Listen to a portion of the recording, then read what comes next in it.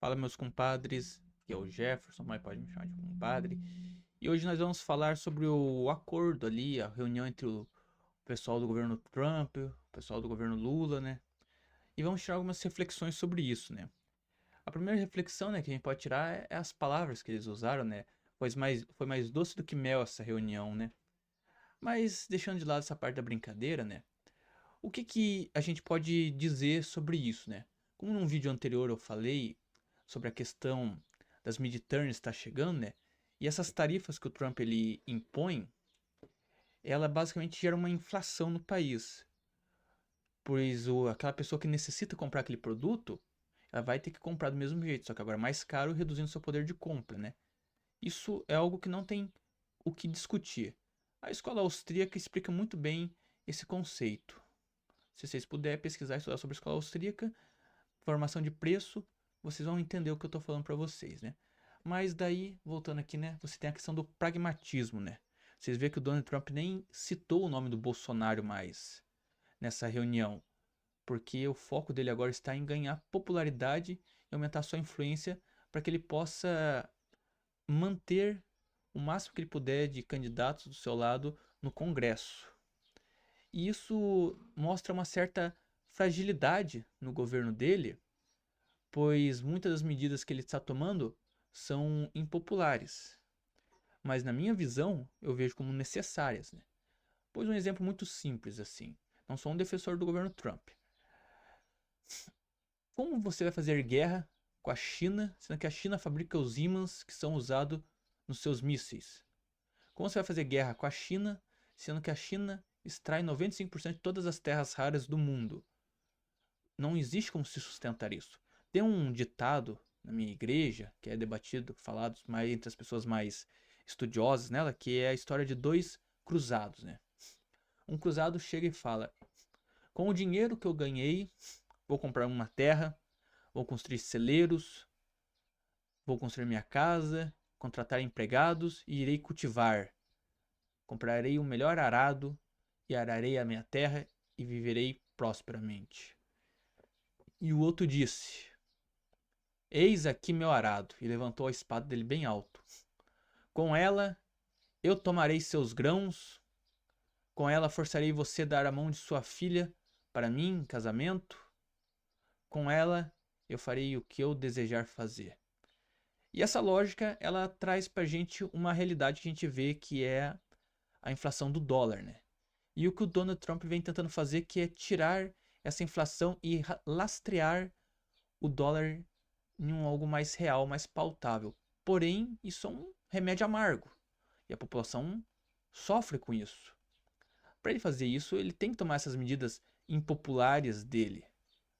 Mas o resultado final é você diminuir a necessidade de outros países especularem na sua moeda.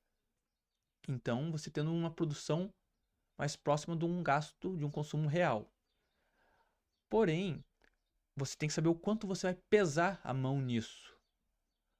Como a gente já sabe, o Trump ele é conhecido como o rei da bravata. Todos os países ele busca fazer isso. Ele vai, coloca uma tarifa mais forte, depois ele recua e nisso ele acorda alguma coisa no meio termo. Essa estratégia vem dando certo.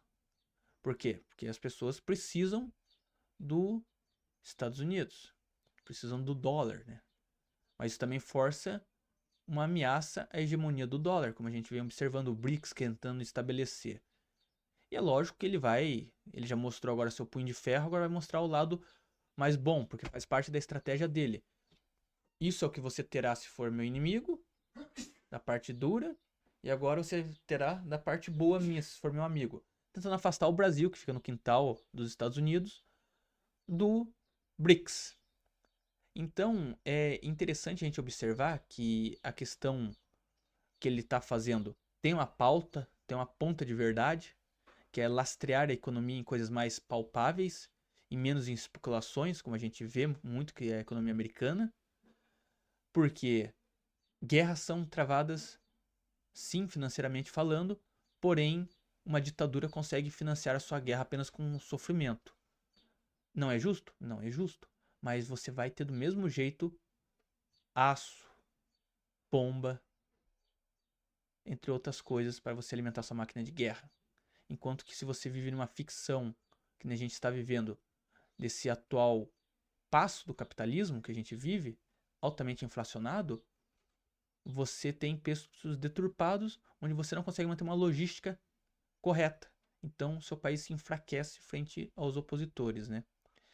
E como a gente falou tudo isso aqui, né? Agora, como ele fez com o Brasil, isso inflacionou os produtos brasileiros nos Estados Unidos, gerando impopularidade, e ele tem que ser pragmático para manter uma base eleitoral latino-americana que ele teve, que foi muito expressiva, ele vai agora recuar nessas tarifas para poder agradar essa base. Porque o que ele vai telegrafar é: não, o que eu fiz aquilo lá foi só para negociar um preço melhor e salvar o país de vocês. Isso que a maior parte dos brasileiros que estão nos Estados Unidos são contra o governo atual do Brasil. Então, basicamente, para quem acredita nessa luta de mocinhos e vilões, lamento dizer, mas na geopolítica a gente só tem países com seus interesses. E nós, que somos brasileiros, temos que pensar no interesse do Brasil. E depois o interesse da América como um todo, né? Visto que nós somos um só continente. É interessante quando você consegue deixar de lado essa visão apaixonada por políticos que muitas pessoas têm e olhar de uma forma mais analítica a realidade e aprender com ela. Quero agradecer você que ficou até aqui, pedir que você comente nesse vídeo, diga qual é a sua visão, qual é a sua opinião sobre esse tema, se você discorda ou concorda de mim, e pedir para você se inscrever no canal, deixar o like, acompanhar as outras iniciativas do canal, da casa, quer dizer, que é o podcast Prosa de Compadre, o projeto Malaquias e o Além da Quimera. Desejar um forte abraço e até mais, meus compadres.